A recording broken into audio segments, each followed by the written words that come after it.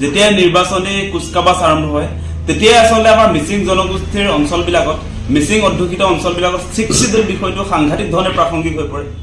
আমি লক্ষ্য কৰিছো যোৱা 21 নিৰ্বাচনত যেতিয়া জেলৰ পৰা অখিল গগৈ ডাঙৰীয়া আসলে নিৰ্বাচনত অৱতীৰ্ণ হৈছিল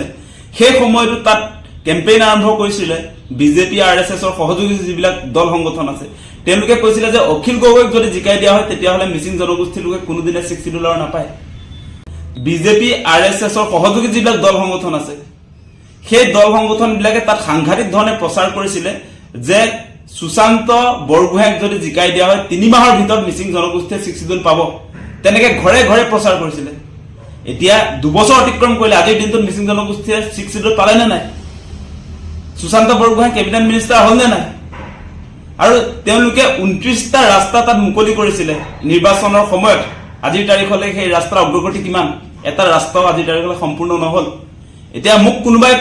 প্ৰশ্ন উত্থাপন কৰে যে মিচিং জনগোষ্ঠীৰ অঞ্চলবিলাকত মিচিং এলেকাবিলাকত আকাশ দলে পঠিওৱা হৈছিল নহয় তাত কি হ'ল ৰিজাল্ট তেনেকুৱা ধৰণৰ কথা বতৰা কৈ আমাৰ বিৰোধী ঐক্য মঞ্চৰ কিছুমান মানুহ অখিল গগৈক টাৰ্গেট কৰি কিছুমানে আক্ৰমণ কৰিছে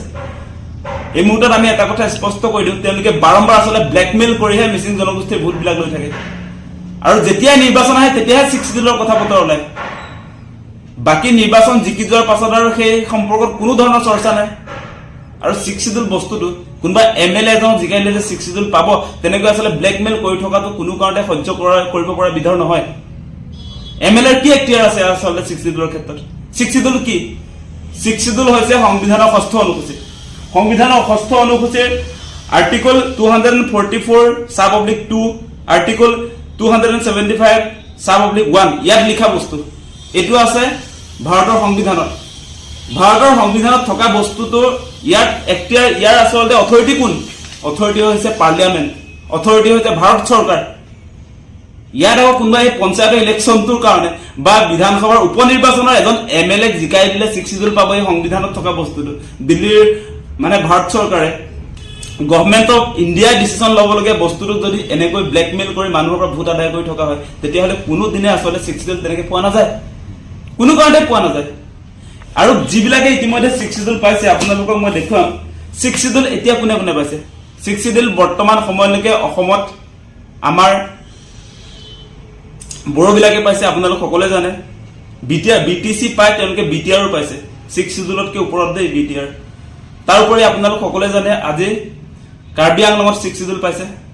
কাৰ্বি সকলে যিবিলাকে আসলে পাহাৰত বসবাস কৰি আছে প্লেনৰ কথা কোৱা নাই আমাৰ গুৱাহাটীত থকা কাৰ্বি সকলৰ কথা কোৱা নাই ডিমা হাছাও $60 আছে আৰু তেওঁলোকৰ সেই মুভমেন্টটো কেনেকুৱা আছিল আপোনালোকে মনত পেলাওক হেই বড়ো মুভমেন্টটো মনত পেলাওক ডিভাইড আসাম 50-50 কুকুৰাঝাৰত যে 50,000 1 লাখ মানুহ যে সমবেত হৈছিল তাত পুৰুষ মহিলা ডেকা গাভৰু সকলোৱে যন্তৰ মন্তৰ দিল্লীৰ যন্তৰ মন্তৰ যে কপাই তুলিছিল মাহেকত যে 3-4 বাৰকে আন্দোলন হৈছিল মনত পৰিছিল আপোনালোকে তাৰ উপৰি তেওঁলোকৰ আৰ্ম ফৰ্স বিলাকৰ মুভমেন্টটো চাওক আজি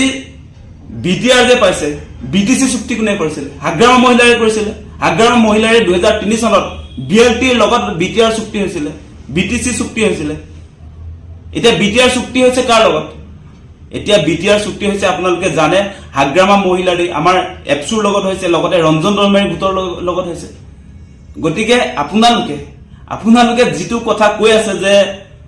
মানে আবেদন নিবেদনৰ জৰিয়তে আলোচনা বিলোচনাৰ মাজেদি $60 আহে তেনেকৈ আসলে অসমত কোনো এটা জনগোষ্ঠী আজিৰ তাৰিখলৈ $60 পোৱা নাই হেতু সম্ভৱে নহয় কোনো কাৰণতে সম্ভৱ নোহোৱা কথা এটা আপোনালোকে মাৰ্কেট মানে আপোনালোকে বজাৰত মেলি দিয়ে সবে জানে এতিয়া মই আপোনালোকক এটা কথা বুকুত হাত দি ক'ব পাৰো আজিৰ দিনটোত দায়িত্ব সহকাৰে কৈছো যে ৰনোজ পেগু ভুৱন পেগু সকলোৱে জানে যে $60 এনেকৈ নাহে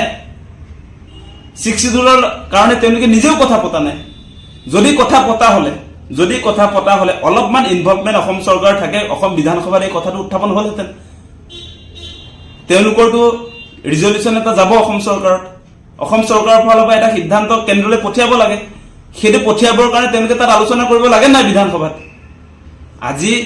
বিজেপিত যোগদান কৰাৰ পাছত আজি কিমানটা বছৰ অতিক্ৰম কৰিছে কেইটা বিধানসভাৰ অধিৱেশন হৈ গল আজি ৰনোজ পেগু ভুৱন পেগুৱে $60 সম্পৰ্কত মাত মাতিছে নে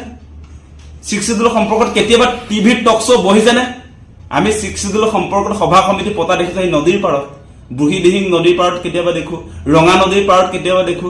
নদীৰ পাৰত $60 নাপায় আপোনালোকে নদীৰ পাৰত 6 শিডিউল দিবলগীয়া মানুহ নাই তাত 6 শিডিউল দিব দিল্লীৰ পাৰ্লিয়ামেণ্টে 6 শিডিউল দিব ভাৰত চৰকাৰে গতিকে 6 শিডিউল পাবলগীয়া আপোনালোকে সংগ্ৰাম কৰা নাই 6 শিডিউল এনেকৈ নাহে 6 শিডিউলৰ মুভমেণ্টটো আপোনালোকে অধ্যয়ন কৰক আৰু যিবিলাক জাতিয়ে ইতিমধ্যে 6 শিডিউল লাভ কৰিছে তেওঁলোকক অনুসৰণ কৰক তেওঁলোকৰ মুভমেণ্টটো কেনেকুৱা আছিল আজি বড়ো মুভমেণ্ট কেনেকুৱা আছিল হেতু অনুসৰণ কৰক আপোনালোকে আজি ডিমাছা জাতিৰ মুভমেণ্ট কেনেকুৱা আছিল হেতু অনুসৰণ কৰক আজি কাৰ্বি সকলৰ মুভমেণ্টটো কেনেকুৱা আছিল হেতু অনুসৰণ কৰক এনেই আৰু আপোনাৰ সংসদীয় ৰাজনীতিৰ জৰিয়তে 6 শিডিউল আনিব পাৰে তেনেকুৱা অদ্ভুত পৰিকল্পনা মানুহৰ মাজলৈ কেতিয়াও নিনিব হেতু কোনো কাৰণে সম্ভৱেই নহয় তেনেকুৱা সম্ভৱ কৰি দেখুৱা এটা জাতিক আপোনালোকে উদাহৰণ হিচাপে দেখুৱাক তেতিয়া আমি মানি লম মাজতে বিজেপি যোগদান কৰাৰ পাছত ৰমেশ পেগুৰ এটা বক্তব্য এতিয়া মই অৱশ্যে বিচাৰি পোৱা নাই তেওঁটো 6 শিডিউল নালাগে বুলিয়ে কৈ দিছিলে কাৰণ তেওঁ নিজে বিচৰাও নাই আৰু বিজেপি যোগদান কৰাৰ পাছত তেওঁ বিচাৰিব নোৱাৰে এটা ঐক্যবদ্ধ এটা মুভমেণ্টৰ পৰা আহে হাজাৰ লাখ মানুহৰ ইনভলভমেণ্টৰ মুভমেণ্টৰ পৰা আহে দিল্লী যন্তৰ মন্তৰ কপাই দিব পৰা মুভমেণ্টৰ পৰা 6 শিডিউল আহে দিল্লী দিছপুৰ কপোৱা মুভমেণ্টৰ পৰা 6 শিডিউল আহে 6 শিডিউল আলোচনা বিলোচনা আবেদন নিবেদনৰ জৰিয়তে কোনো জাতিয়ে এতিয়ালৈকে লাভ কৰা নাই এনে অদ্ভুত এটা অবাস্তৱ তেওঁলোকে ধাৰণা দিবলৈ যত্ন কৰে আমাৰ মানুহবিলাকক সেইটো কেতিয়া কৰে নিৰ্বাচন যেতিয়া তেতিয়াহে কৰে এনেকৈ মই আজি গ্যাৰান্টি দিম